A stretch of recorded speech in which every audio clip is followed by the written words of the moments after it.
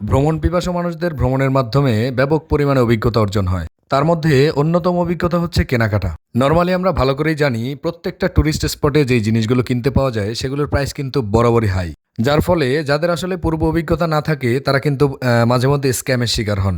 সেই স্ক্যাম থেকে বাঁচার জন্য অবশ্যই আপনাকে কোথাও ট্যুরে যাওয়ার আগে বেশ গুরুত্বপূর্ণভাবে বেশ ভালোভাবে আসলে পর্যালোচনা করে পর্যবেক্ষণ করে তারপরে বাসা থেকে বের হতে হবে। তাহলে হয়তোবা কিছুটা স্ক্যাম থেকে নিজেকে রক্ষা করতে পারবেন। আমরা এসেছি বান্দরবন, আর বান্দরবন আসার পরে যদি আমাদের কেনাকাটা কিছু না হয় তাহলে সেটা একেবারেই বেমানান। তো সেজন্য আমরা চলে গিয়েছি এই মার্কেটে। এই মার্কেটের নাম হচ্ছে মন্দিরা বার্মিজ মার্কেট। সেখানে গিয়ে দেখবেন নানান রকমের জিনিসপত্র, যেগুলো দেখে চোখ কিন্তু একেবারে কপালে উঠে যাওয়ার মতো অবস্থা হবে। এখানকার জিনিসগুলোর মধ্যে আমার কাছে সবথেকে বেশি যেটা ভালো লেগেছে সেটা হচ্ছে এই যে বালাচাওগুলো। তো বালাচাওয়ের আসলে প্রত্যেকটা প্রকারভেদ রয়েছে। চিংড়ির বালাচাও, লইট্টার বালাচাও, তারপরে শুটকির বালাচাও, গুঁড়া চিংড়ির বালাচাও, এটসেট্রা এটসেট্রা অনেকগুলো রয়েছে। সবগুলোই আমি দেখতেছিলাম আর ভাবতেছিলাম যে এগুলো কি আসলে নিব, কেমন হবে বা কি ভেতরে কেমন বা এর মজা কেমন, সবগুলো আসলে ট্রাই করার পরে একটা সিদ্ধান্ত নেওয়া যাবে। তো যাই হোক, অনেক পর্যালোচনার পরে আমরা সবাই আসলে এই সিদ্ধান্তে উপনীত হয়েছি যে এখান থেকে যদি যাই তাহলে আচার নিয়েই যাব। আমরা খাই বা না খাই, আসলে বাড়িতে আমাদের যারা রয়েছে মা বোন, তাদের জন্য যদি একটু কিছু নিয়ে যাই তাহলে তারা আকাশ সমপরিমাণ খুশি হয়ে যাবে। অনেকগুলো আচার দেখার পরে আমার কাছে সব থেকে যেটা বেশি ভালো লেগেছে সেটা হচ্ছে তেঁতুলের আচার আর পাহাড়ি একটা ফলের আচার, যেটা আসলে সচরাচর অন্য কোথাও পাওয়া যায় না।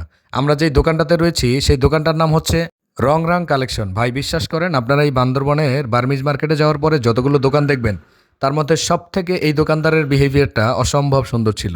আমরা বেশ কয়েকটা দোকান ঘুরেছি, দেখেছি আসলে সেখানকার বেশিরভাগ মেয়েরাই দোকানদারি করে, তথাপিও কিন্তু সবার বিহেভিয়ার আসলে খুব একটা ভালো হয় না। আমরা যেই দোকানটাতে এই মুহূর্তে রয়েছি সেখানকার দুইজন মহিলা ছিল, তারা কিন্তু এত পরিমাণে ফ্রেন্ডলি ছিল আর এত সুন্দর করে আসলে প্রেজেন্টেশন করেছে, আমরা কিন্তু আসলে সেখানে কিছু না কিনে একেবারেই পারলাম না। শুধু যে এই দোকান থেকে কিনেছি তা কিন্তু নয়, প্রথমে আমরা অন্য একটা দোকান থেকে কিনে ফেলেছি কিছু একটা, তারপরে যখন এই দোকানে গেলাম তখন দেখলাম যে তাদের বিহেভিয়ারটা একদম ফ্রেন্ডলি। তো সবাই মিলে চিন্তা করলাম যে আমরা সবাই এখান থেকে কেনাকাটা করব। একটু একটু কেনাকাটা করে প্রত্যেকেই কিন্তু পাহাড় সমান করে ফেলেছি। এবার চলো একটু জামা কাপড়ের দিকে যাওয়া যাক। জামা কাপড়ের একটা বিশেষত্ব রয়েছে, কারণ সেখানকার যে উপজাতি সম্প্রদায় রয়েছে তাদের পোশাক আশাক কিন্তু একেবারেই ভিন্ন স্টাইলের।